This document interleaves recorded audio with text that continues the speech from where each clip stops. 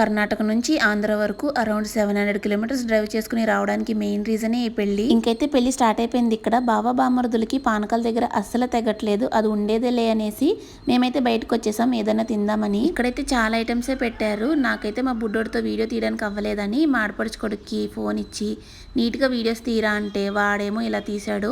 ఏదో ఒకటి లేండి ఉడత సాయం అన్న చేశాడు కదా. ఇంకైతే మంచిగా డిన్నర్ తినేసిన తర్వాత దొరికిన వాళ్ళని దొరికినట్టే వీడియోస్ అండ్ ఫొటోస్ తీసుకున్నాను నేను. లేకపోతే అస్సలు కనబడట్లేదు. ఒకరుంటే ఒకరు ఉండట్లేదు. ఎప్పుడు అంతే కదా, ఆల్మోస్ట్ అందరూ రిలేట్ అవుతారని అనుకుంటున్నాం. మన ఇంట్లో ఈవెంట్స్కి మనకే ఫొటోస్ అండ్ వీడియోస్ తీసుకోవడానికి తీరుకుండదు. తర్వాత ఫీల్ అవుతూ ఉంటాం. ఇంకైతే మా బుడ్డోడికి ఈ పెళ్లిలో పంచికట్టు వేసా అనమాట. పెళ్ళైనంత వరకు అలానే ఉంచుకున్నాడు. వాడే హైలైట్ అయిపోయాడు.